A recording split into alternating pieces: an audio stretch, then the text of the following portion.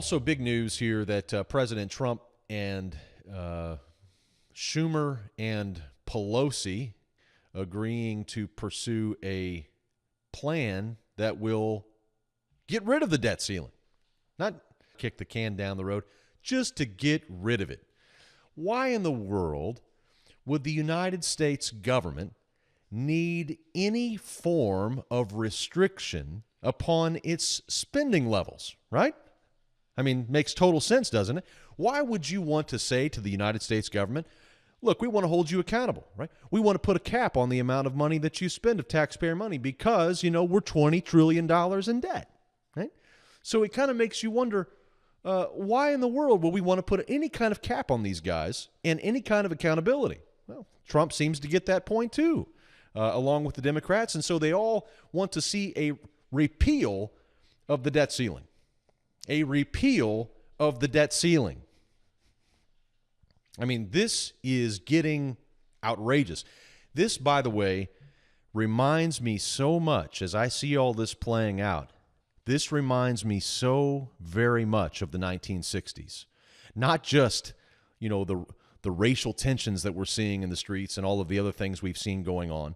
In addition to the issues and the wars we have and all of this, in the 1960s, European nations looked at Nixon and said, Bubba, you cannot keep the value of your dollar because you want to do all these things. You want to do this, you want to do that, you want to all of these programs, all of these things they wanted to do, and their economy was getting soft.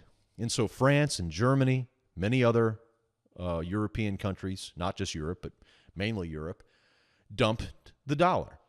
They dumped the dollar, and they said, look, we're tired of this. And so they got out of the Bretton Woods agreement early. Of course, it fully broke down 1971, August 15th, whenever President Nixon came on television and said, we are closing the gold window.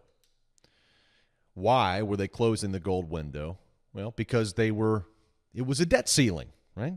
It was a imposed debt ceiling, and Washington doesn't want any restrictions. They don't want any speed bumps. They don't want any accountability. They want to be able to spend like drunken sailors and not have any accountability, right?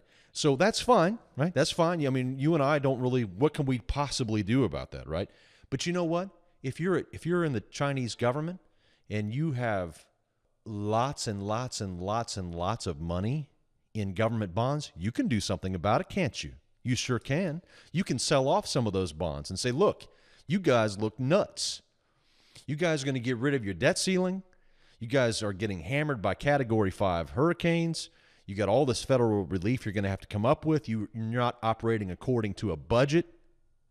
You haven't had a budget in years. Your dollar is sinking. I mean, this is 1960s Redux 2.0. So it's a little concerning. I mean, obviously.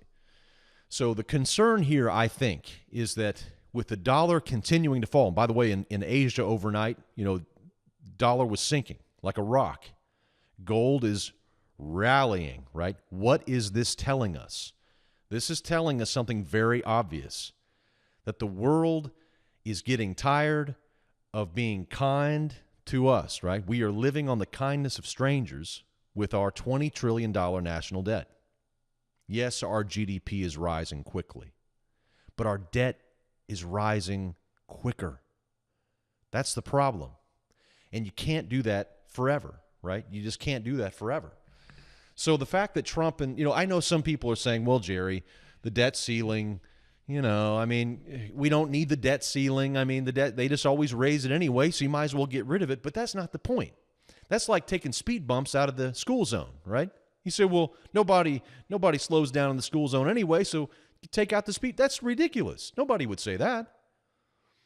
So getting rid of the debt ceiling is a bad idea when you have drunken sailors in Washington who have no responsibility and now no accountability. It's ridiculous to get rid of a debt ceiling. Why would you do that? Why would anybody be for that?